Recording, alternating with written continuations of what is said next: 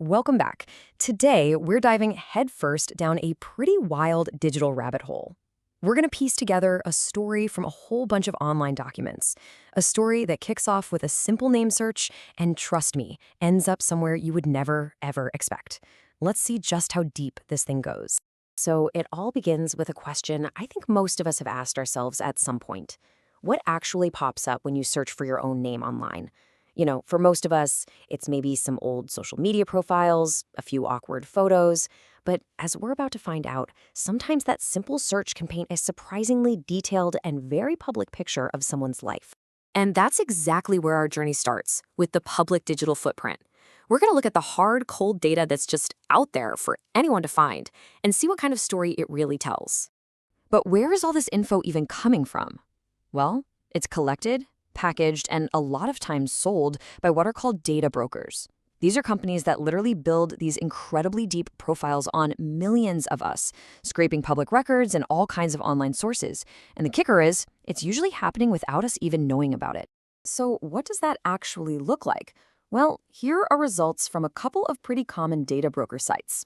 With just a name, you can pull up a person's full name, their age, current and past addresses, even a whole list of their family members. It's just bam, an instant flood of super personal data, and it's all right there for the public to see. I know it doesn't stop there. You'll notice the free information is often just a little taste to get you hooked, because of course, these are businesses. They're trying to sell you these full background reports with even more sensitive stuff. We're talking criminal records, court documents, financial assets, basically someone's entire life all packaged up and for sale.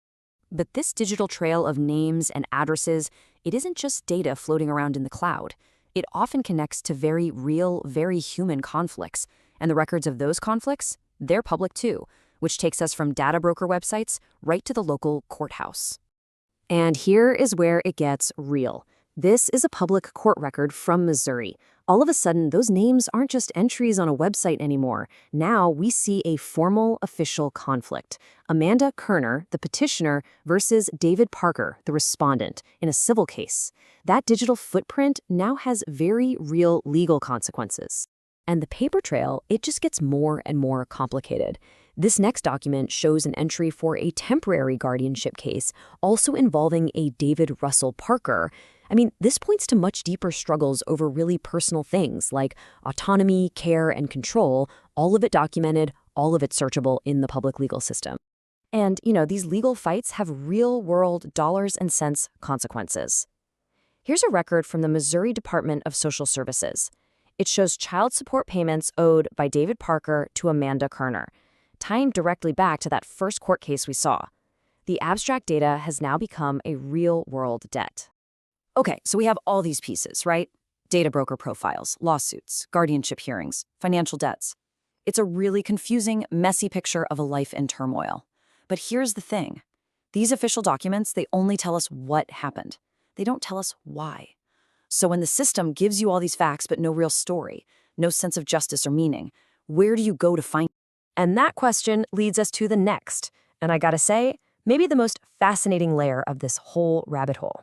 Because when you're faced with all that chaos, the documents show a turn towards a spiritual framework, a way to try and make sense of everything that's been happening. And the shift in tone is just whoa. It's immediate and it's dramatic. We go from that dry, bureaucratic language of the court system to prophecies of divine justice. This quote from one of the spiritual readings in our source material completely reframes the entire conflict. Let's just put these two worlds side by side for a second. On one side, you've got the super formal language of the court. It's objective, it's procedural, it's totally impersonal. But on the other side, you've got the language from these spiritual readings. It's full of passion, it's telling a story, it's deeply personal. It basically recasts legal opponents as evil spiritual tormentors, and it sees court battles as just one part of a huge cosmic struggle. It's one world being used to explain the other. So what's the story being told in these readings? Well, it's this really consistent narrative of a deep betrayal. A whole collective of people has had their identities and their money stolen. They've been targeted with dark magic. But, and this is key, divine justice is on its way, promising not just to make things right, but a huge transfer of wealth. This whole framework reinterprets all that personal struggle as proof of a much larger battle between good and evil. But the story doesn't stop with a personal spiritual war. No way. From here, the documents show the whole narrative just escalating like crazy. It expands from a personal framework into this massive, unified conspiracy theory that stretches back more than 200 years in American history.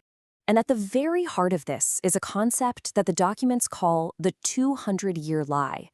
The theory basically says that for 2 whole centuries, there's been this massive deception going on, with Missouri at the absolute center of it all, designed to cover up and rewrite the true history of the nation. Now, what's really interesting here is how this theory is given a very specific structure. This isn't just some vague idea, it's a whole treason code cycle. It supposedly starts way back in 1826, points to the Bleeding Kansas conflict as a key event that was covered up, sees a huge escalation in 2001, and it's all building to this planned grand administrative reset in 2026. This timeline gives the whole theory a sense of historical weight and a real sense of urgency. And then they start naming names, and these are names you are definitely going to recognize. According to these documents, major cultural and political figures are actually pillars of the lie. We're talking Matt Groening, the creator of The Simpsons, Walt Disney, Sam Walton, the founder of Walmart, and even a former president, Harry S. Truman. They're all painted as these architects of a kind of cultural programming meant to distract all of us from this hidden history. Okay, so we've gone from public records to a spiritual battle to a 200-year-old historical conspiracy. Where could it possibly go from here? Well, the final step in this rabbit hole is a call to action, a concrete blueprint for what's being called a sovereign reversal. So this whole theory leads up to what the documents call an admin reversal plan. And it's not some vague idea, it is a super specific, almost ritual-like series of steps. It involves targeting key locations in Kansas City, the courthouse, the Masonic Temple, and performing these symbolic acts, like using what's called moral soil to overwrite the system's foundation, and planting a seed to represent a new beginning. The abstract theory becomes a tangible, actionable plan. And you might be thinking, this all sounds so out there, but this narrative connects directly to real-world, on-the-ground community work. For example, the documents mention Dads Against Crime, an organization you see here hosting an event at a local library. So that huge cosmic theory is being linked right back to local grassroots organizing. And the ultimate goal of this entire plan, according to the documents, is to create something called the Ground Up Hope Collective. This is described as a nonprofit that's all about supporting young people and, in a phrase that kind of sums up this whole journey, transforming pain into purpose. So, from a simple name search to a full-blown plan to remake society, it is an extraordinary trip through our digital world. And it leaves us with one last really big question to think about. In an age where we have access to just an infinite amount of information, court records, spiritual readings, historical theories, how do we choose which pieces to put together? And what kind of reality are we actually building with them?